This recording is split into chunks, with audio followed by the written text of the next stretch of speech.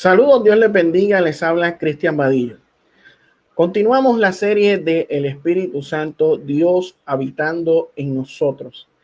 Y en esta ocasión vamos a continuar hablando sobre el concepto pentecostal del bautismo con el Espíritu Santo como una segunda bendición posterior a la conversión. En el pasado video hablamos sobre el primer argumento que presentan los pentecostales acerca de esto. Y en este video vamos a ver lo que dicen los pentecostales como segundo argumento. Y comenzamos la lectura de este libro, escrito por Cayo Fabio en 1982, que estamos utilizando de referencia. El segundo argumento pentecostal dice que es posible ser bautizado y convertido sin haber sido bautizado con el Espíritu Santo. En este caso, el bautismo sería una segunda bendición, dicen ellos. Y que muchos hermanos y hermanas dicen, basándose en Hechos capítulo 8 versículos 4 al 25, en el llamado Pentecostés samaritano. Veamos lo que aconteció en Samaria. Felipe salió a predicar el evangelio después de la muerte de Esteban, cuando vio que había una opresión sobre los creyentes de Jerusalén, lo que lo dispersó por aquellas regiones. Él predicó a los de Samaria, expulsó demonios y curó enfermos, y hubo una gran alegría en la ciudad. Dice más la escritura de que Felipe bautizó a los que iban creyendo, inclusive al propio mago de la ciudad, Simón el mago. Fue bautizado y abrazó la fe. Algunos días después, los apóstoles en Jerusalén se enteraron de que Samaria había recibido la palabra de Dios y enviaron para allá a Pedro y a Juan.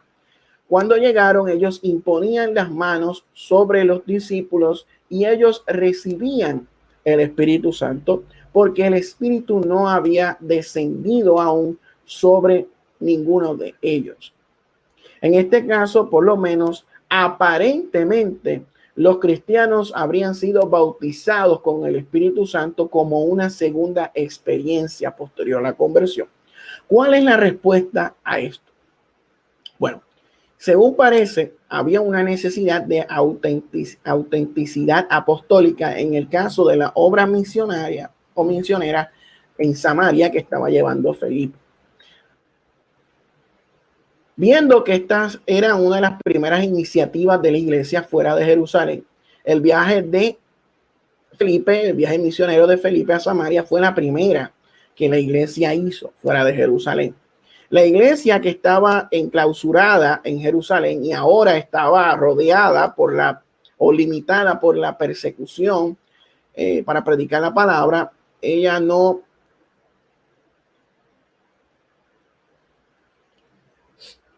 la iglesia, pues se vio obligada también a predicar la palabra fuera de Judea. Y lo hizo en Samaria. Esto hizo que un grupo de cristianos samaritanos en ser los primeros en recibir al Señor fuera del contexto inmediato de Jerusalén y de Judea, un hecho que torna aquel acontecimiento en algo muy especial y que debería ser leído desde la perspectiva de los comienzos. Y la Biblia tiene una teología apostólica de los comienzos de la iglesia. Si no, veamos lo que dice Mateo capítulo 16, versículos 18 y 19. Jesús le dice a Pedro que le daría las llaves del reino de los cielos, y aquello que fuese atado en la tierra sería atado en los cielos y viceversa. En Juan capítulo 20, versículos 22 y 23, Jesús le dice no apenas a Pedro, mas a todos los discípulos, el ministerio de autenticar o legitimar la fe y la conducta de los convertidos, especialmente a lo relacionado con el perdón de los pecados. Jesús dejó claro que los apóstoles desempeñarían de modo inicial nuestra era en papel extremadamente importante. en lo que nos dice al respecto acerca de la autentificación de la fe cristiana. Lo que de hecho aconteció tal vez sea una de las razones por las cuales el Espíritu Santo esperó por los apóstoles.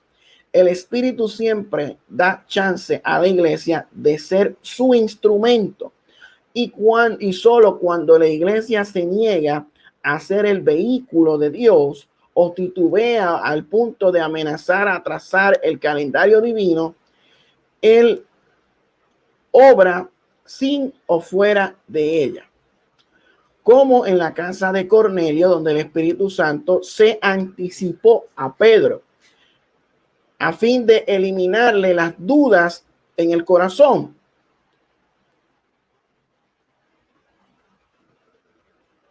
El Espíritu Santo no deja de ser, o mejor dicho, no más, el Espíritu deja a la iglesia ser el instrumento.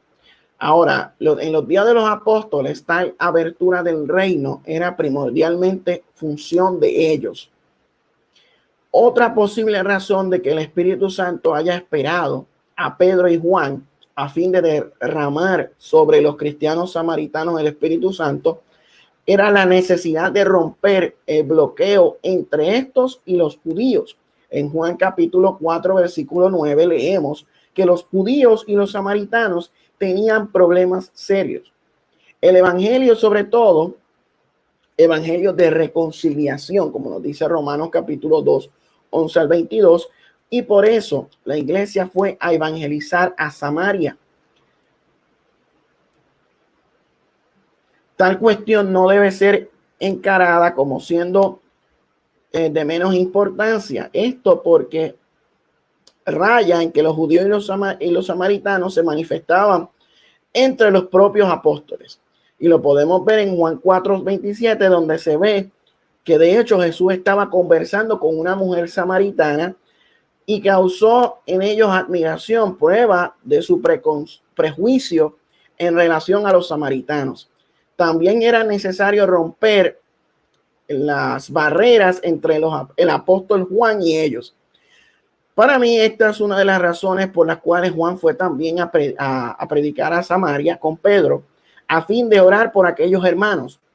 En Lucas capítulo 9, versículo 54, cuando caminaba en dirección a Jerusalén, antes de su muerte, Jesús instruyó a los discípulos que le prepararan posada. Fue Juan uno de los que participaron de tal misión, mas cuando Jesús apareció entre los samaritanos, estos percibieron que su semblante era de quien no era para estar allí, más se dirigieron inmediatamente a Jerusalén. Por eso no le ofrecieron posada.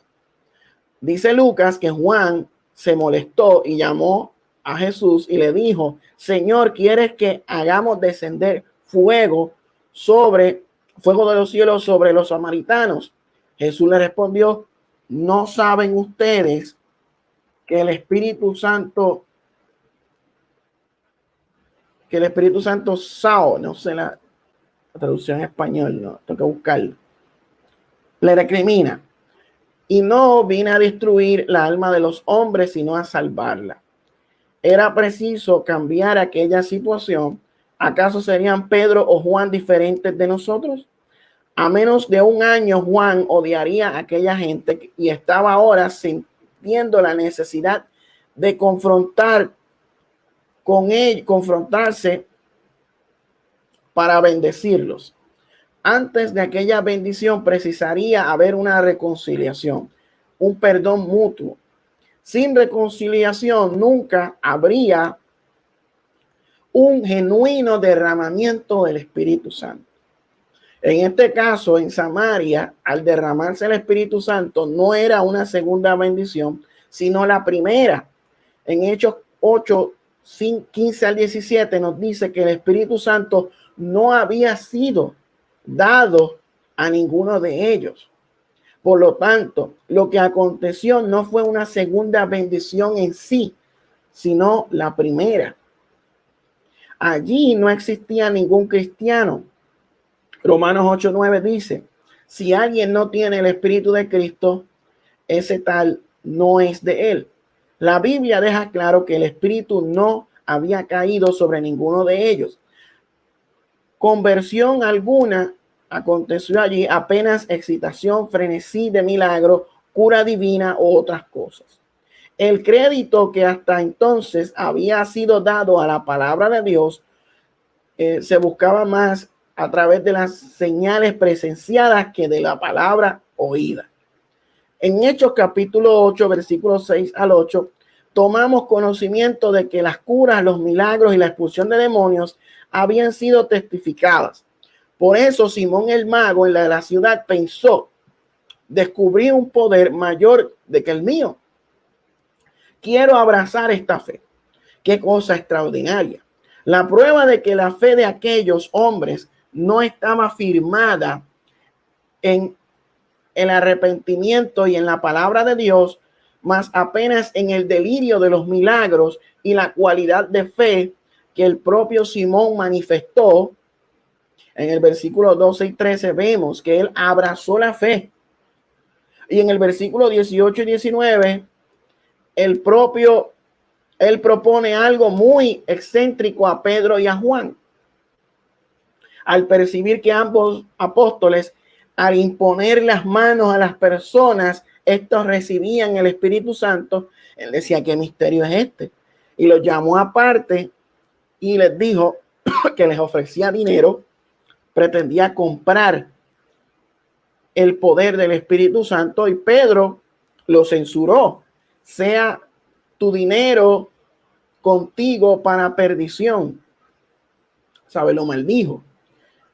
Y le trajo una palabra de juicio diciendo que él estaba lleno de amargura y el juicio de Dios caería sobre él si no cambiaba de actitud. Precisamos observar que el crédito que los samaritanos habían dado a la palabra era equivalente a la misma calidad de fe que Jesús no atribuyó un valor alguno. Juan capítulo 2, versículo 23 al 25 dice que en Jerusalén Jesús operó señales y que los hombres viéndolo creyeron en él. Con todo Jesús no confiaba en ellos. O sea, que habían personas que parecía que se habían convertido, pero en realidad no se habían convertido, no había visto un verdadero nuevo nacimiento. Muchos creían en él por los milagros, no creían en él porque realmente el Espíritu Santo había obrado en ellos. Con todo Jesús no confiaba en ellos. Observa el contexto en el cual esto aconteció. En el inicio del capítulo 3 registra que había entre los judíos un teólogo llamado Nicodemos. En razón de su estatus, prudentemente fue a visitar a Jesús de noche. Llegando allá le dijo, Señor, sabemos que tú eres maestro que viene de parte de Dios, porque ninguno puede hacer estas señales que tú haces si Dios no está con él. Jesús le respondió, en verdad te digo que si alguien no nace de nuevo, no puede ver el reino de Dios. Nicodemos tenía el mismo tipo de fe de los hombres en el contexto anterior, que habían visto señales y milagros y creyeron en Jesús, más las cuales el Señor no confiaba en la fe de estas personas. Eran personas que aún no habían nacido de nuevo. No obstante, habrían creído en las señales y en la obra y en ninguna obra profunda del Espíritu de Dios había sido hecha en el corazón de ellos. No habían nacido de nuevo. En Hechos capítulo 8, versículos 26 al 40, vemos el caso del eunuco, ministro de Etiopía, la reina de Etiopía, que se convirtió, y dice la escritura que él recibió a Jesús y siguió su camino con alegría. Este ejemplo contraria a toda la especulación al respecto del asunto. Pero se sabe que el eunuco escuchó la palabra de Dios y creyó en ella y fue bautizado en nombre de Jesús y siguió alegre su camino. Entre tanto, no se puede hacer mención de alguna señal espectacular que aconteció en su vida. Por otro lado, no existe alusión alguna al hecho de que no haber sido completa la obra en él. No se dice que habló en lenguas o que profetizó o cualquier otra cosa especial en el eunuco. Tampoco se ve a Felipe siendo arrebatado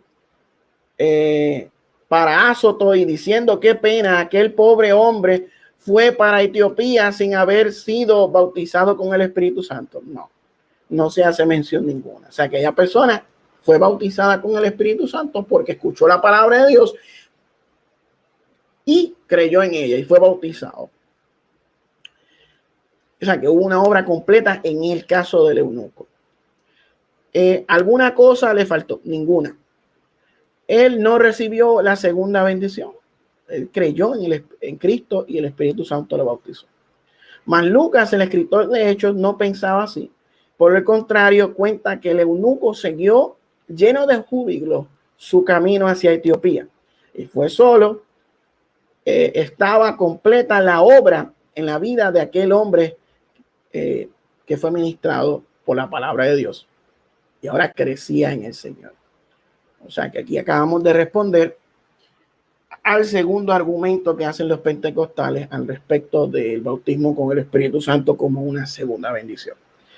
En realidad no es una segunda bendición. El bautismo con el Espíritu Santo está relacionado al nuevo nacimiento del creyente. Cuando el Espíritu Santo regenera el corazón para que reciba a Cristo. Esto ha sido todo por este video. Dios les bendiga.